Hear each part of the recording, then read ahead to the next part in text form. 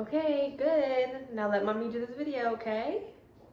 You gotta shh, okay? So I'm just gonna apologize now if you hear her in the background acting crazy because it's bound to happen. Okay, so I thought I'll start off this video with my current read, what I'm currently reading, and basically this video is going to be books that I have read over the last couple months that I enjoyed, and I just want to share with you all. Mommy. So I'm reading currently 2 books, or I guess you could say 3. So first one I'm reading Stolen by Lucy, Christopher. Basically this book is about a letter to her captor, and so far I have been loving it. It's super sad.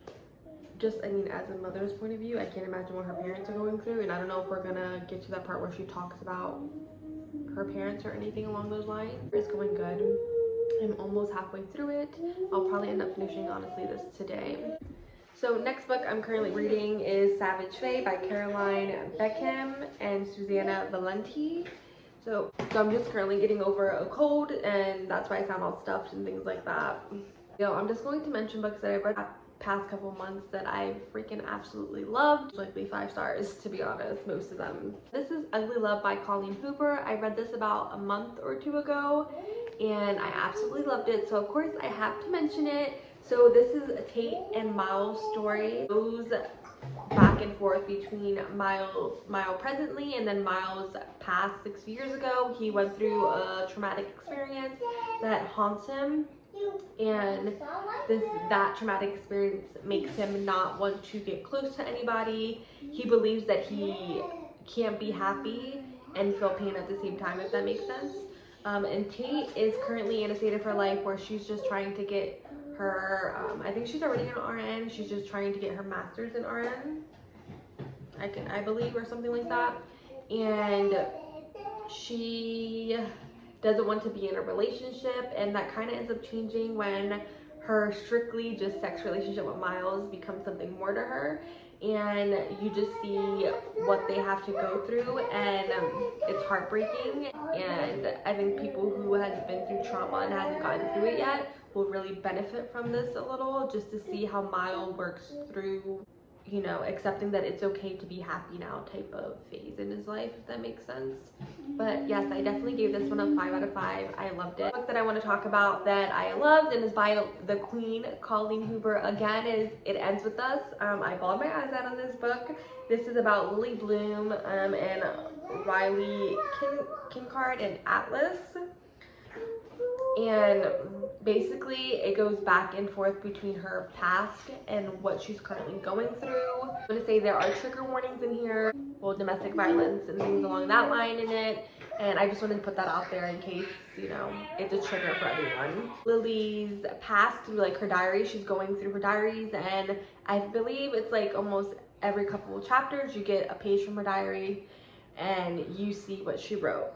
Atlas is a guy that she knew when she was in high school, and they formed a kind of relationship bond type thing that's kind of really unbreakable. He was homeless, and she kind of brought him in and gave him shelter without her parents really noticing, and that's kind of how their love story kind of forms. And then Riley is a guy that she currently met and she's currently dating, and the relationship is going great until obviously it doesn't go great. She ends up bumping into Atlas and kind of telling him that she's in a relationship and things like that, and she doesn't know what to do because obviously Atlas is Atlas. If you read it, you know. Anyway, she's struggling and she goes through a lot of shit, and it's just really good, and I think everybody needs to just read that book. So much happens, and it's just heartbreaking and sad for all parties literally in the book. But yeah, I don't want to give away too much because I don't know how to really explain it without giving it away, if that makes sense.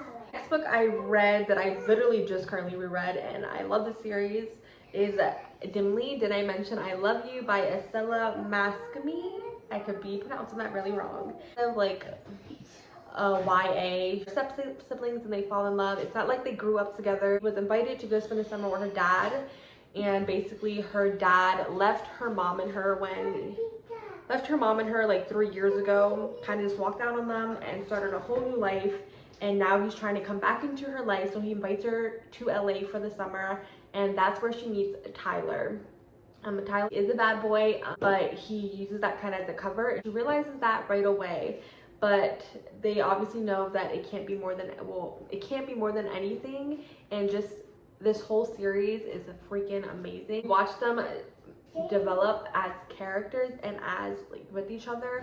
There's a lot of like, you know, they have to work on themselves type of thing, and basically there is cheating. And I believe the first and second book of this, you know, series, I think is really relatable for kids that are in high school.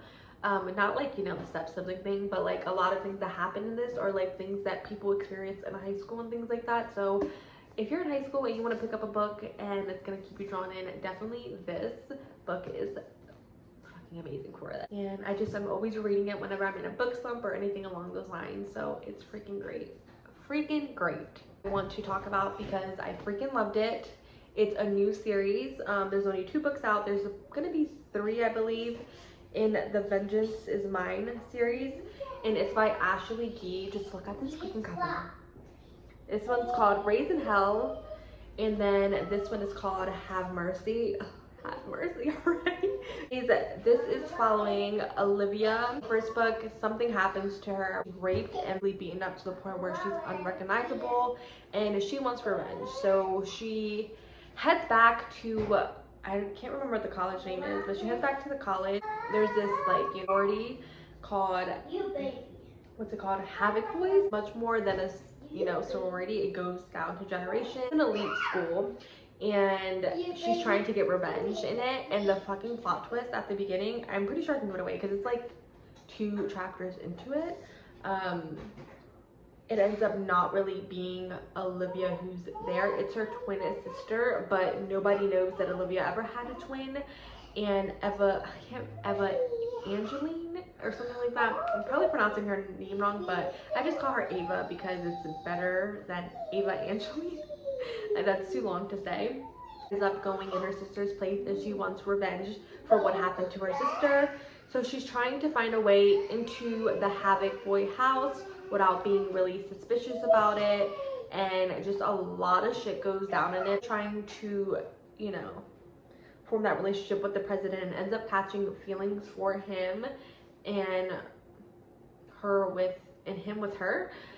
It's just, they both have their own trauma that they both have been through visually, and it's just crazy because as much as she wants to tell him that, you know, she's not Olivia, obviously she can't do that, but it gets wild because the whole time you're on your fucking toes trying to figure out who the hell or who's involved with everything that happened to Olivia.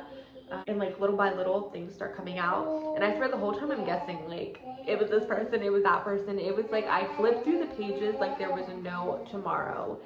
And obviously this just goes right into it from where the first one ended, which I can't say. It ends in suspense and I don't want to give it away, cliffhanger type shit. And I don't want to give it away starting into this one, but then this one ends in a cliffhanger and I was just like, what the fuck happened? So now I need the 3rd book out. This is why I hate reading series that are not finished, because then I'm like just waiting. And I can definitely see myself rereading this in the future. And that's why I got it in paperback, because it was that freaking awesome. Ashley Gee, you're one of my new favorite freaking authors. Just love the way that you build the characters in it, the whole, you know, world of it. It's really, really good. And I recommend everybody to go check this series out. So you guys know I think I'm always going to mention this book whenever I do a video because it's just that fucking amazing. 1,000 Boy Kisses by Tilly Cole. Of course I had to get the paperback of this because eventually I want to reread it, and I'm probably going to bawl my eyes out throughout the whole book once again. So basically this is about Ruin and Poppy, and it's like a friends to lover. But anyways, so they've been best friends since they were like 7, around there, and ends up losing her grandmother, and her grandmother and her kind of just game, like, you know, anytime you get a kiss that makes your heart burst, you're gonna put it in the jar so that you can remember all your kisses, but only the ones that burst your heart. And so it starts like Poppy and Ruin's relationship starts from there, because he's like, I don't want her kissing anybody else, and that's kind of where it starts. Anyways, he ends up going back to where he was born from, in I think it's Norway, I could be wrong, and so they're separated, and they're both like heartbroken about it. And I think a couple months later, Poppy stops reaching out to him and kind of cuts all contact off with him, and he's fucking devastated. He reaches out to friends to try to figure out what's going on, and still he can't figure out, you know, what's going on, why she cut him out. It's like around 2 years later, he ends up coming back, and he's pissed off at her. He's, you know, trying to ignore her, things along those lines, until he figures out why she cut him out of her life for the 2 years. And I can't say it because then it's gonna ruin the whole thing, but it's heartbreaking, and my heart throughout this book was literally bursting. I'm not even gonna lie. I thought my husband was looking at me reading this and was like, why are you reading a book that's making you cry this much? And I'm like, I can't put it down, but I have to get this because this is literally probably going to be one of my favorite books for like probably the rest of my life, because the emotions that it brought out of me, I have never, like, I was sobbing, like hiccuping and all type of sobbing. I totally recommend this to some heartbursts, because this book will literally make your heart burst. But Tilly Cole, she's fucking fantastic, and I can't get enough of it. Next book I'm mentioning that made me fucking sob as well, why not, is We Were Liars by E. Lockhart. Y'all, this was not what I was expecting. So basically this book is about, I think her name is Candace, but she goes by Caddy or Katie, I think it's Caddy. And she ends up, summer of 15, she ends up, she believes, getting a head trauma, and ever since then she's been having really bad headache, and she can't remember that summer specifically. She remembers she has like some memories of it, but not like full-blown memories where she's like, okay, this and this happened. And throughout this whole book, she's kind of just trying to figure out like why her cousins stopped talking to her, why her boy stopped talking to her, and why after her accident, why no one has reached out to her. And you know, her mom keeps her away from there. I think the next summer she ends up going to Europe with her dad, and she's begging her mom to let her go to her family's island. And her mom's just like, no, you know, it's just not right for you right now, especially with all your head trauma, because she has really bad headaches to the point where she can't focus, or, you know, she has all medication for it, like Percocet medication. Near the end of the book, she starts piecing everything together, and I was not expecting it to lead to the way that it did. Okay, I won't say I wasn't expecting it, because I think after a scene happened, I was like, oh my god, no fucking way. Like, it's not what I think it is. It can't be. Like, I'm about to be fucking heartbroken. And that I was. This book hit me so hard. This is probably second of my standalone favorites, going behind 1,000 Boy Kisses, because that's how heartbroken I was in this book. And I think it's because of all the what ifs. And yeah, that's all I'm gonna say. All I gotta say is that you need to pick this up and read it, because it's not what you expect. I read this literally in a day. It was that fucking good. That good. Next book I recommend is A Court of Thorns and Roses by Sarah J. Maas. You can see up there that I have like literally all of them up there. This book, I think it started off really slow. So this is about Fairy and of Tamlin, and basically she ends up, obviously this is in a different world, you know, a fairy world. So basically she lives on like the human side of it. There's like a border, and there's like fae and then human, and she's on the human side, and she's very poor. So she goes out and hunts and catches food for them, because if she didn't do that, they would literally starve to death. So the one day she's looking for something to kill, and she ends up seeing a wolf and ends up killing it, and, you know, skimming it to take its, you know, fur or whatever. And basically this beast comes to her house and takes her for killing a fae, because that's against her rules or whatever, and takes her over the line into the fae world. And this is kind of like I want to say a hate to love, because just a lot of shit happens in it. So she needs to adapt to the new Feyland, and basically she ends up falling for him, but it doesn't get good till about 60% into the book, where most of the actions happen. A lot of shit happens. So I don't know how to explain it without giving anything away, but I do say that if you have started it and you stopped, I would definitely recommend pushing through it till you get to 60%, because once you get to that point, it literally flies through. Like, I was going through the pages like there was no tomorrow, and it was really good. The second book is even freaking better. I read the first 3 books so far, and I played Court of So Flames sometime in the next couple months. It's just that these books are so huge that I had to take a break from it, because it was just like, damn, like really big. This one isn't as big as like the other ones that I have up there that are freaking huge. So I need to take a break just so that I can, you know, compose myself before getting into the next book of it. Next book I read in the last couple months is Beautiful Disaster. This is about Abby and Travis, and it kind of gave me After vibes a little.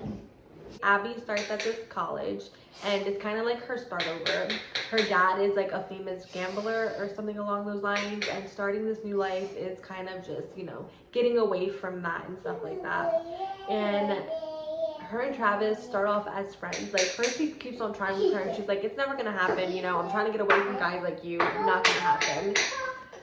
But they start off as friends, and they kind of make a bet that if he doesn't get hit, because he fights in like a floating fighting rink around the campus or whatever, and he basically makes a bet with her that he won't get hit once while fighting, and if he wins the bet, then she has to stay with him for a month. And obviously she ends up losing the bet, so she ends up staying with him for a month, and during that month they kind of develop this really good friendship that ends up leading to more. But a lot of things happen, because Abby was kind of pissing me off in this book, not to lie, because she kept on like kind of playing with his emotions, going back and forth, knowing deep down she actually truly did want him. It's freaking good, because their development of their relationship was really nice and I enjoyed. And Travis is one badass fucking guy, tattoos and all, so I liked it. And this will probably be up there in my top 20s for books that I enjoyed that are kind of like standalone. I believe there's another book and his point of view, and then another like little novella of them as well that I haven't read, and I don't know if I'm going to pick it up. I really do bad with like getting the guy's point of view and things, because I already read it and I just feel like it's going to be the same thing over, if that makes any sense. But I could be totally wrong, you know. But I really enjoyed it, and definitely recommend. If you are an actor person, then I think you'd like this one too.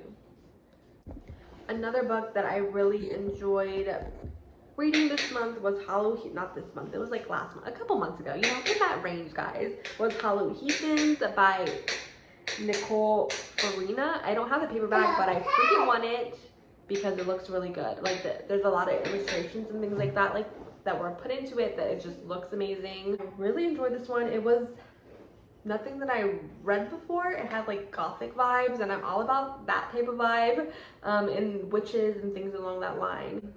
This is about Fallon and Julian. They're kind of like forbidden. They're not allowed to be with one another just because the covens that are there. There's Norsewood's coven, and then there's the Sacred Sea coven, and that's where her dad was from. So that's kind of who they are saying that she belongs to.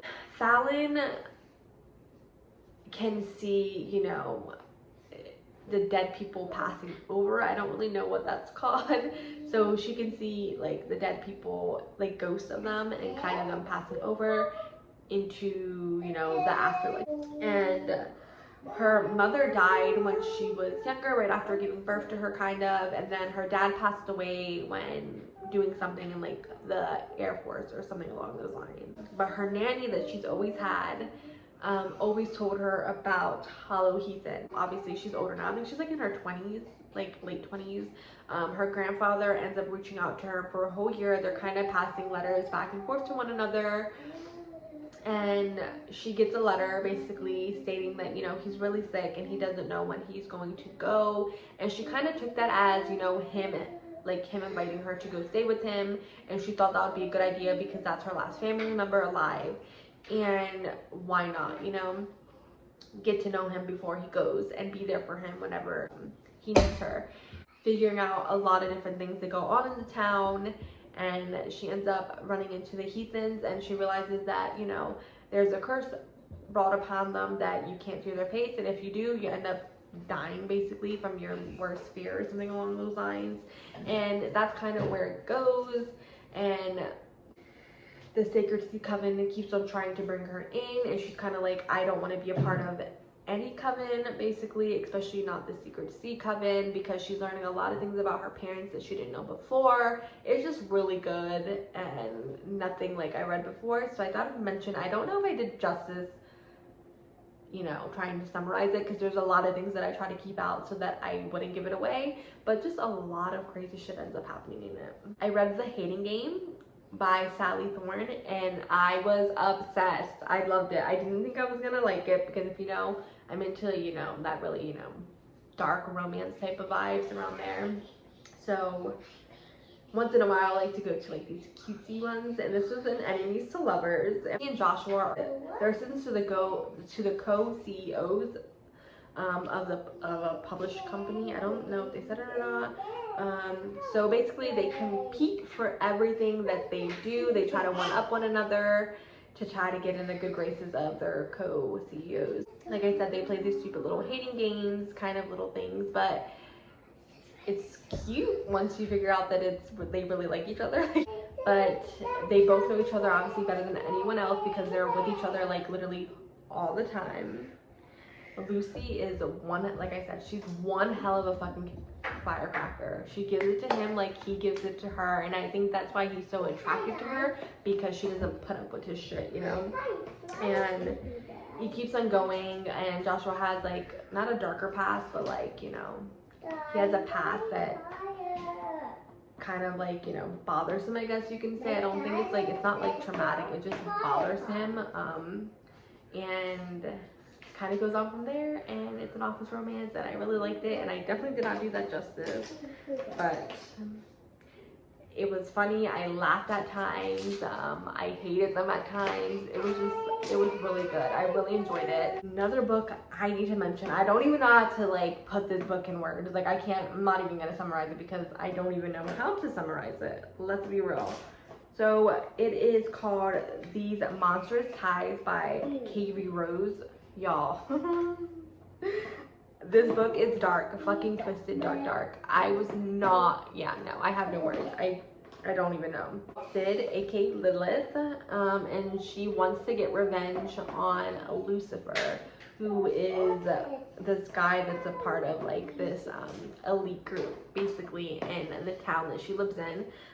Sid had a hard life. She was in foster care. She got separated from her brother, and the day that she decides that she wants to commit suicide is the day that Lucifer kind of swoops in and takes her, and something fucking drastic happens to her, and her brother ends up saving her and telling her all these lies about Lucifer, because he was in that group before, all these lies about Lucifer, and she obviously believes, because why would her brother lie to her, you know? And her brother is very cold towards her, and just a lot of crazy shit happens in this that you're just like, what the hell? Like, I need to get to the second book of this like right away. K.V. Rose's writing is like no other. Like, never read anything along this line, especially that deep and twisted. But I fucking loved it. So I'm a dark and twisted bitch, because I fucking love that shit. So yeah, just need to get to the second book of that, because it is wild, and I can't wait to see what happens in it. And like I said, I can't say too much, because then I'm going to give most of it away. So yeah, just go check that book out if you like dark romance books. Okay, last book I'm going to mention, there's a lot more books that I'm going to talk about, but I'm just going to end it on this note since it just came out. The Crown of Gilded Bones by Jennifer L. Armentrout. If you have not read the Blood and Ash series, what the fuck have you been doing? Because let me tell you, the first book, a lot of people say that it was just way too long. It could have been written smaller, and I totally agree with that. The second and third book fucking blew it out of the park for me. Like, I'm all for them. I am all for them.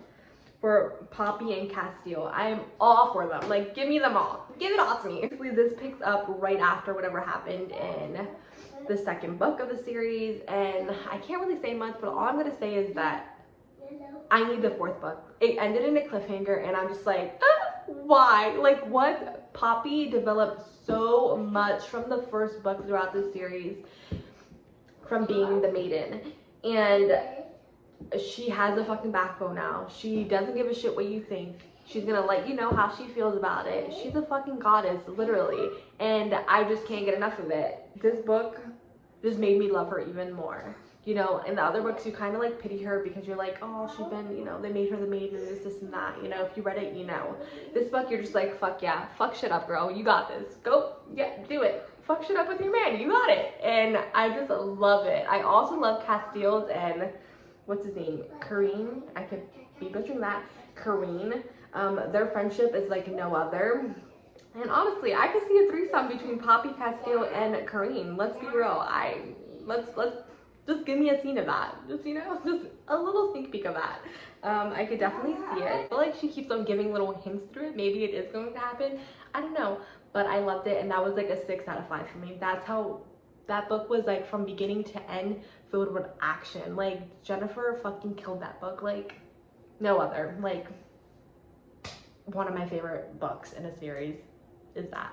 That whole series is bomb, and I need to get it in paperback so I can reread it over and over and over again. I ended on that note because, Lord, all these books are really good. And like I said before, I try to be consistent. I'm obviously not consistent, especially because reading takes up a lot of my time, and obviously my kids take up a lot of, like, most of my time if I'm not reading. So I'm going to just put it out here. I'm going to post whenever I can. It's probably not going to be consistent like I wanted it to be. So I'm going to post the, you know, as frequently as I can and just hope for the best from there. I hope you guys enjoyed this video and at least pick up one of these books because they're all freaking amazing, and I'm trying to stop cursing because of my kids. But we'll see how that goes as well. I'll see you guys in the next video. Bye.